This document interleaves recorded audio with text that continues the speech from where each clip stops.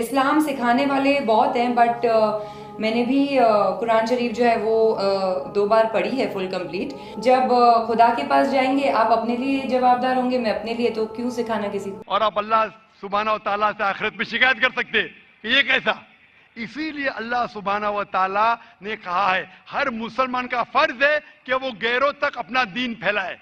ہر مسلمان کا فرض ہے. اس لیے اللہ تعالیٰ فرماتے سورہ عمران میں سورہ نمبر 3 آیت نمبر 110 میں کنتم خیر امت اخرجت للناس تأمرون بالمعروف وتنہون عن المنکر، کہ آپ انسانوں میں سب سے بہترین امہ ہے کیونکہ آپ لوگوں کو حق کی طرف بلاتے ہیں اور برائی سے روکتے. ہر مسلمان کا فرض ہے کہ لوگوں کو حق کی طرف بلائے، دین کی طرف بلائے. لیکن مسلمان دعوت کرے یا نہ کرے، اللہ تعالیٰ فرماتے سورہ فصلت میں سورہ نمبر 41 آیت نمبر 53 میں 53 میں اللہ تعالیٰ فرماتے کہ سنوریم آیاتنا فی الآفاق وفی انفسہم حتی یتبین انہ الحق.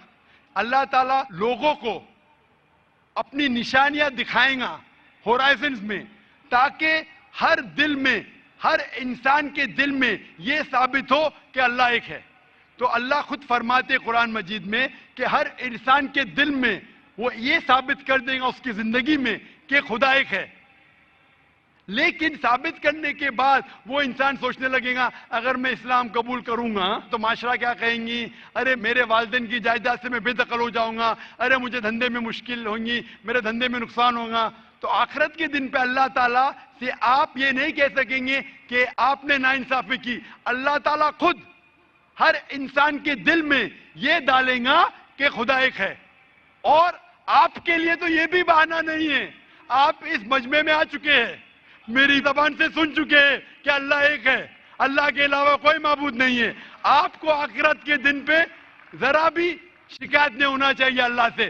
اللہ تعالیٰ آپ سے پوچھیں گا کہ آپ جب ذاکر بھائی کے لیکچر کے لیے گئے، ذاکر نے صاف ثابت کر دیا کہ خدا ایک ہے، نہ ہی قرآن سے، وید سے ثابت کیا ہے، اپنشد سے ثابت کیا ہے، بائبل سے ثابت کیا ہے، پھر آپ نے کیوں نہیں ایک اللہ میں مانے؟ تو آپ کیا جواب دیں گے؟ باقی غیر مسلم کو تو بعد میں دیکھ لیں گے، میں آپ کے بارے میں پوچھتا ہوں کہ آپ خدا کو کیا جواب دیں گے آخرت میں؟ Actually sir I am not believing on God.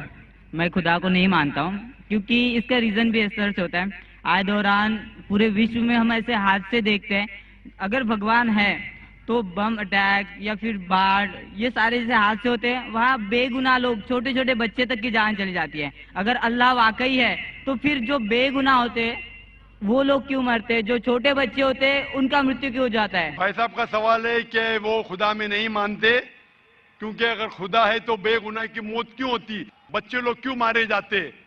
آپ ایسا پوچھ رہے ہیں کہ ٹیچر رہتے تو بچے فیل کیوں ہوتے. ارے جو بچے نہیں پڑھتے وہ فیل ہوتے. ڈاکٹر ہے تو لوگ کیوں مرتے؟ کیونکہ اللہ سبحانہ و تعالیٰ کہتے قرآن مجید میں کہ ہم نے تمہارے اولاد، تمہاری بیویاں، تمہاری دولت کو ایک فتنہ جیسے پیدا کیا ہے. فتنہ ہے مطلب آپ کے لیے امتحان ہے. ایک امتحان ہے کہ اگر آپ کے بچے مریں گے پھر بھی آپ کو اس ایشور پہ بھروسہ ہے کہنے. کوئی بھی بچہ جب مرتا ہے بام بلاسٹ سے وہ جہنم میں تھوڑی جاتا ہے، بچہ مرا تو جنت میں جاتا ہے. اللہ تعالیٰ آپ کا امتحان لے رہے، اس کے والدین کا امتحان لیتے. کیا بچے مرنے کے بعد پھر بھی آپ کو ایشور پہ بھروسہ ہے کہنے؟ اور یہ جاننے کے لیے ایشور کے بارے میں آپ میری تقریر سنیے، کیا قرآن خدا کا کلام ہے؟ آپ وہ میری ڈی وی ڈی دیکھیے، کیا قرآن خدا کا کلام ہے؟ انشاءاللہ اگر آپ کھلے ذہن سے یہ تقریر سنیں گے انشاءاللہ آپ کو یقین ہوگا کہ خدا ایک ہے اور آخری کلام قرآن مجید ہے. انشاءاللہ. آخری سوال. آخری سوال. یہاں کوئی غیر مسلم ہے؟ یہاں انشاءاللہ وقت کی قلت کی وجہ سے آخری سوال رہے گا. جی میں ایکچولی جھوٹ نہیں بولنا چاہتا ہوں. کچھ سمے پہلے میں نے اسلام قبول کیا تھا بٹ میں اس پہ فالو نہیں کر پایا.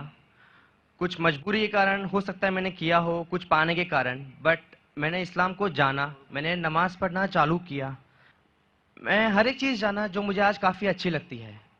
تو میں یہ نہیں کہوں گا کہ مسلم نہیں ہوں بٹ میں آپ سے سب کے سامنے کلمہ پڑھنا چاہتا ہوں. بھائی صاحب نے کہا کہ کچھ وقت پہلے اس نے اسلام قبول کیا تھا لیکن مجبوری کے تحت وہ اسلام پہ پورے مکمل طریقے سے عمل نہیں کر رہا تھا، کبھی نماز پڑھتا تھا، چھوڑتا تھا. ابھی وہ چاہتا ہے کہ پھر سے کلمہ پڑھے. لیکن اس وقت کلمہ پڑھنے کے بعد آپ کی نیت ہے کہ انشاءاللہ میں مکمل طور سے عمل کروں گا. मुकम्मल तौर का मतलब नहीं कि 100% शुरू करे, नियत अगर है शुरू करो नमाज पढ़ने के लिए, एक बार शुरू करो, फिर 2 बार, फिर 5 बार, फिर जमात से। जरूर नहीं कि अगर कलमा पढ़े तो 100% 5 बार जमात से टाइम पे। इंशाअल्लाह मैं दुआ करूंगा कि अल्लाह ताला आपको इस चीज के लिए मदद करे। आप मानते कि खुदा एक है? जी जरूर।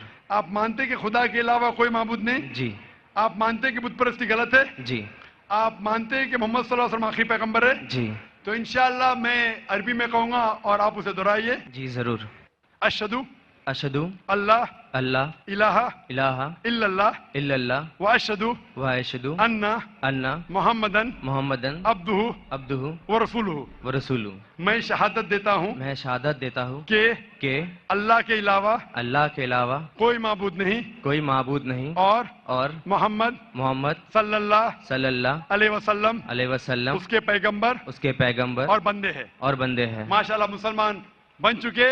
और मैं दुआ करता हूं अल्लाह सुब्हानहू व तआला से कि आपकी मदद करे, आपको हिदायत दे और इंशाअल्लाह आपको इस्लाम पे कायम करे। और दुआ करता हूं कि आप मुस्लिम बने और मुस्लिम मरे। मुस्लिम मरना बहुत अहम है और अल्लाह दुआ करता हूं आप और मैं इस्लाम के दीन पे मरे, इस्लाम में पूरे तौर पे दाखिल हो और इस्लाम ही में मरे। मुझे एक और चीज पूछनी है आपको, वक्त बहुत कम है। खाली एक चीज छोटी सी।